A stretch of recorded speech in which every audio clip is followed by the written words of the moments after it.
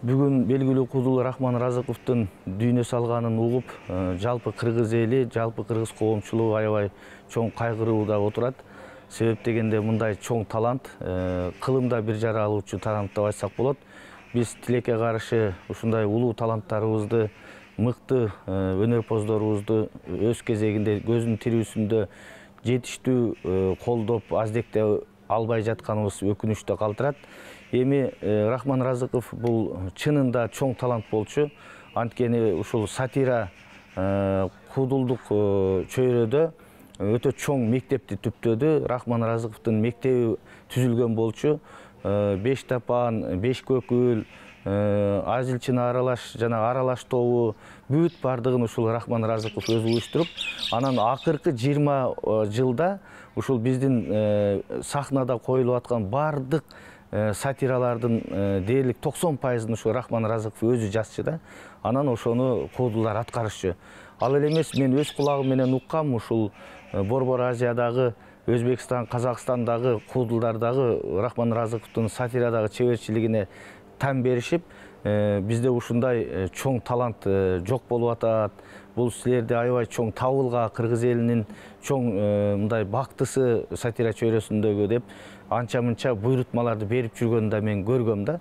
Анан эми Рахман Разыков чынында эмгек сиңирген артисти деген наамдан жогору турчу. Бул ушул эл артисти деген наамды эбак алса болмок. Мен бир нерсени ачык айтып коюшум керек. Ушул 2011-жылы мен Маданият маалымат министри болуп иштеп атканда Рахман Разыковдун ушул наам берүү маселесин көтөрүп, ушул Рахман Разыков башкаларчылап өзү наам сураган эмес, эч убакта жакындар да сураган эмес. Тескерисинче мен өзүм Рахман Разыковго ушундай наам бериш керек, эмгек сиңирген деген наам бериш керек деп демилге көтөрүп, Рахман Разыковду издесек, бул Орусияда гастролдо жүргөн экен.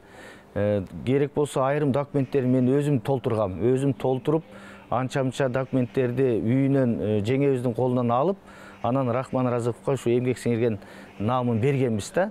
Бул сейрек кездешүүчү учурда. Адатта биздикилер киши салып, тааныш салып, өздөрү чуркап булундай наамдарды алышат да.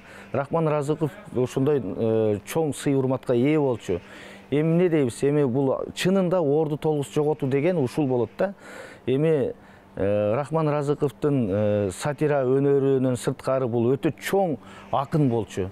Аябай мындай турмушта болуп аткан, дүйнөдө болуп аткан окуяларды ыр түрүндө жазып, ал эмес керек болсо бир мекенчилдик сезимде, тил боюнча, мекенчилдик боюнча жазган ырлары чынында мындай адамдарга чоң дух берчү да.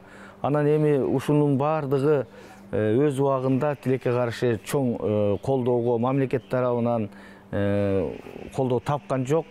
Тескерисинче акыркы убактарда бунун ушул коомдо болуп аткан бийликтин анча-мынча алешендиктерин сатира менен сахнага алып чыгып, анча-мынча куугунтукка да кабылып жүрдү да.